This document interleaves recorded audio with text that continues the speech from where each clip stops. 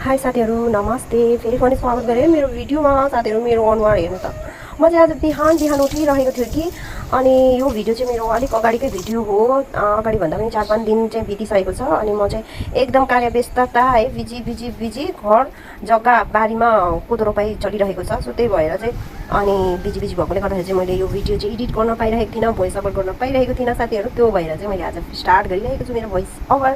अनि यो दिन चाहिँ भनेपछि मैले कहिलेको भने हाम्रो यहाँ पल्लो घरको आन्टीहरुको चाहिँ रोपाई थियो है अनि सो त्यही भएर सुन्तलीहरुको भनौं न मेरो साथी सुन्तलीहरुको रोपाई थियो त्यो भएर चाहिँ म चाहिँ रेडी हुनको लागि चाहिँ बिहान उठे कि साथीहरु यति गाह्रो भइरहेको थियो भने निन्द्रामा आँखा मार्दै उठे है अनि ट्याक्क लगाएर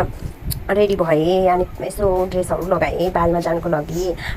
लागि ड्रेस के लगाउँछु भनेपछि आउटरहरु लगाउनु परिहाल्यो अनि गम्बुट लगाउँछु म मेन चाहिँ अनि हातमा ग्लोभ्स पनि लगाउँछु साथीहरु अनि यसो सेफ्टी त अपनाउनु पर्यो नि त है फेरि अब भदौरे घाम साथीहरु यस्तो अन्त साथीहरु म चाहिँ ढिलो भइसकेको छ त्यही भएर चाहिँ म अब छिटो गरिरहेको छु अनि ल अब चाहिँ म बारीतिर लागे साथीहरु बाटोमा हात हल्लाउँदै अनि मैले यो लगाएको ग्लोभ्सले चाहिँ मेरो भिडियो खिच्न लागि अप्ठ्यारो हुँदैछ अनि म चाहिँ बारीमा पुगे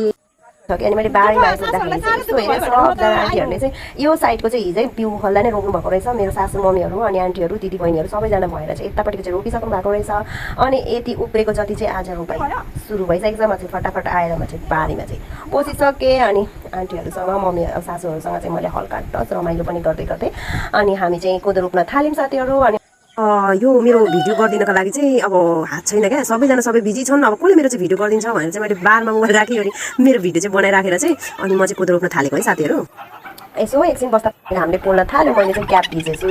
अनि मेरो छोरी सहारालाई चाहिँ दादा गएर दादालाई मागेर ल्याइदे भनेर पठाएको थिएँ कि बिचरा गएछ अनि दादा त सुत्नु भएको थियो अनि उठ्नु पनि भएन अनि दिनु भएन अनि म आफै निकालेर ल्याएँ बढी भन्छ कि अनि ल भनेर भने अनि यहाँ चाहिँ अङ्कल हुनुहुन्छ अनि उहाँबाट यहाँ आन्टी हुनुहुन्छ आज चाहिँ उहाँको कोदो रोपेको साथीहरू आज चाहिँ फर्स्ट डे चाहिँ कोदो रोपाइ हुँदैछ